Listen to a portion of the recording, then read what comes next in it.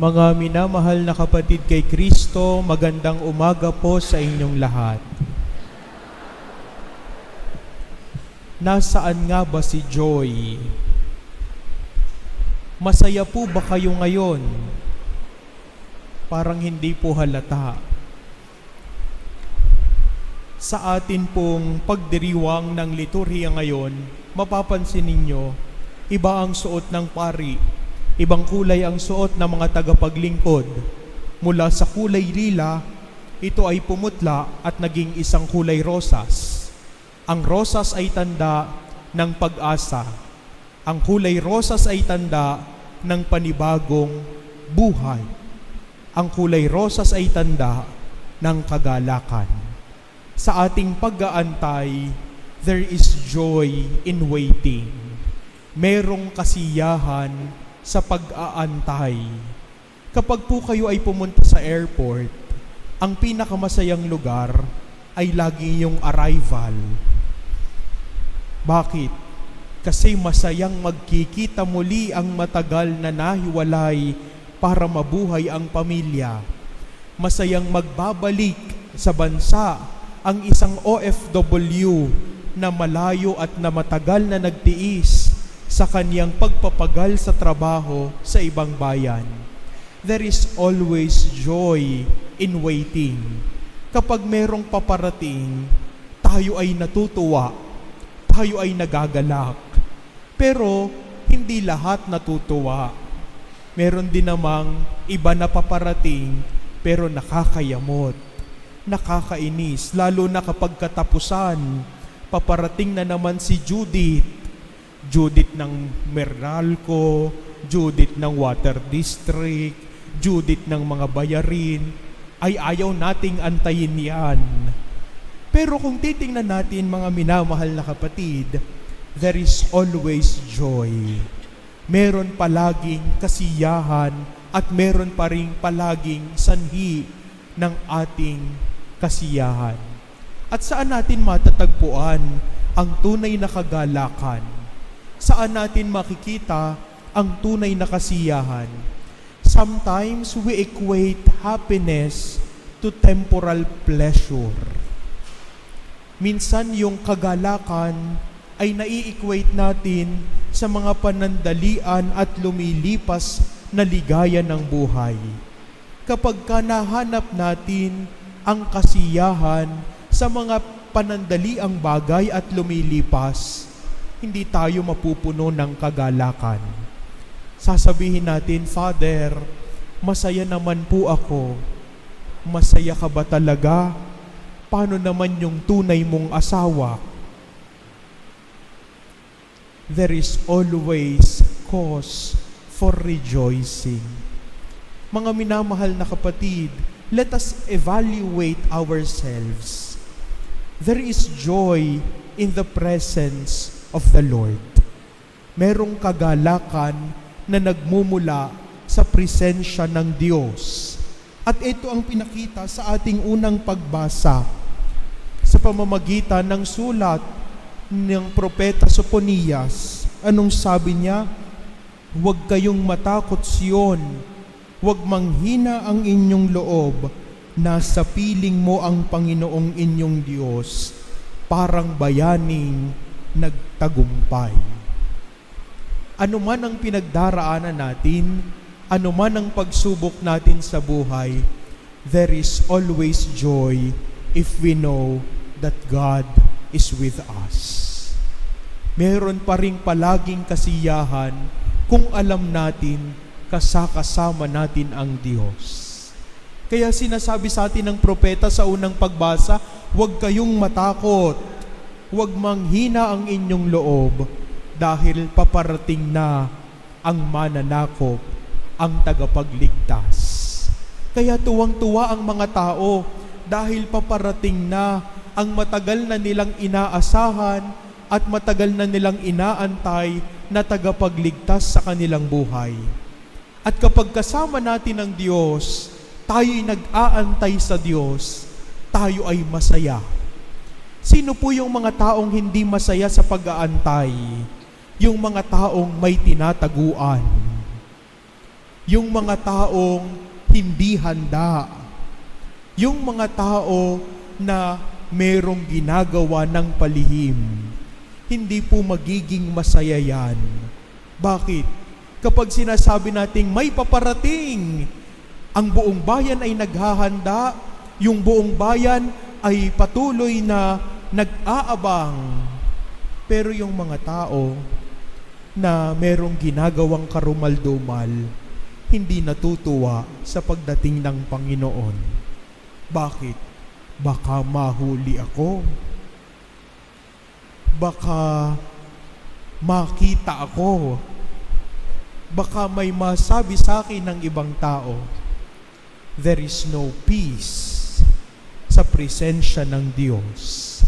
Kaya yung mga Israelita, yung pagdating ng Mesiyas ay kanilang inaasahan. Pero yung iba, nakita nila ang pagdating ng Mesiyas bilang threat sa buhay nila.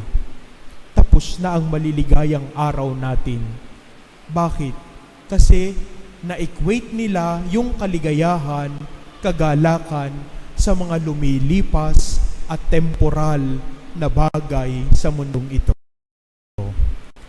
Kanino tinahahanapin ang ating kasiyahan? Kanino natin hahanapin ang ating kagalakan? Where to find joy. Sana makita natin ang kagalakan ay matatagpuan lamang natin sa presensya ng Diyos. Kaya nga po mga minamahal na kapatid, ito po ang paalala sa atin ni San Pablo sa kanyang sulat sa mga taga-Filipos. Sinasabi ni San Pablo, malapit nang dumating ang ating Panginoon. Kaya anong habilin niya sa atin? Sa halip ay hingin ninyo sa Diyos ang lahat ng inyong kailangan sa pamamagitan ng pananalangin may pasasalamat. Ang taong may kagalakan, marunong magpasalamat. Dahil ang taong may kagalakan ay natutuwa sa ginagawa ng ibang tao sa kanya. Sino po yung mga tao na hindi natutuwa sa ginagawa ng tao sa kanila? Sino po yung mga tao na hindi na nakakaalalang magpasalamat? Yung may mga utang sa inyo.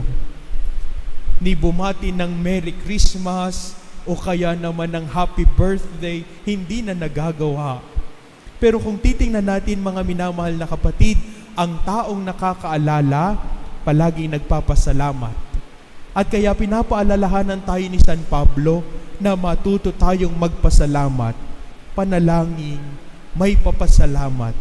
Dahil ang taong may kagalakan, may pasasalamat. Ano ang pagpapasalamat natin sa Diyos? Ang ipagpapasalamat natin sa Diyos ay lahat ng meron tayo. Lahat ng ating pinagdaraanan. Lahat ng mga pagpapagal, kaginhawahan natin sa buhay. Everything is a grace. Lahat ay biyaya mula sa Panginoon. Kaya nga mga minamahal na kapatid, totoo ang sinasabi ni San Pablo sa ikalawang pagbasa na ang tunay na kaligayahan ay matatagpuan lamang natin kung tayo'y marunong magpasalamat. Yung mga taong hindi na marunong magpasalamat, hindi na masaya sa buhay. Yung mga taong hindi marunong magsabi ng thank you, mag-appreciate, kailanman hindi magiging masayan sa buhay. Yung mga tao na hindi nakikita yung kagandahan at yung mga ginagawa ng ibang tao sa kanila, there is no cause for rejoicing. Bakit? Kasi ang lagi nilang nakikita, yung mga pangit, yung negatibo, yung mga hindi magaganda. Pero ang taong nagpapasalamat, ang nakikita palagi ay yung tunay na pinagmumulan ng biyaya. Para tayo maging masaya, tayo ay matutong magpasalamat.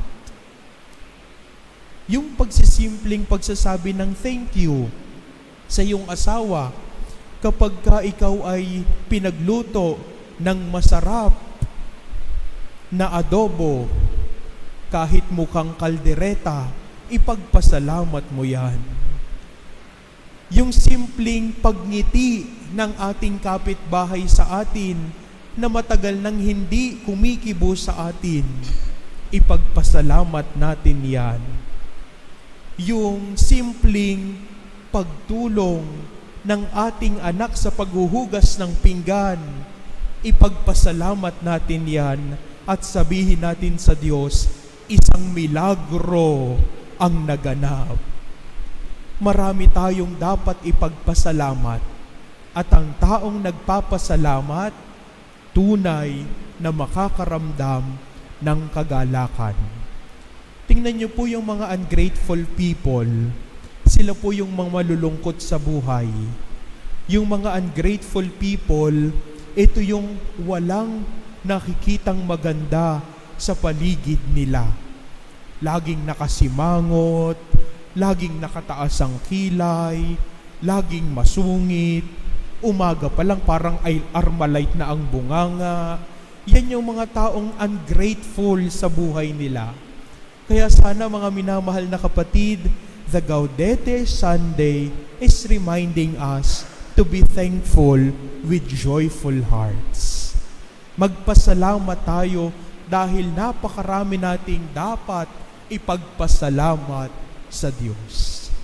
At yung kagalakan ay mangyayari lamang ng tunay na misyon natin bilang Kristiyano kung ang kagalakan ay kaya nating ibahagi sa iba.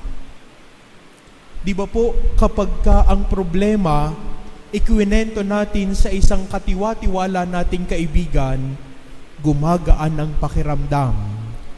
Kapag ang isang nakakatuwang bagay, ikwinento natin sa ating kapwa-tao, dumarami ang masaya dahil nagtatawa na ng lahat.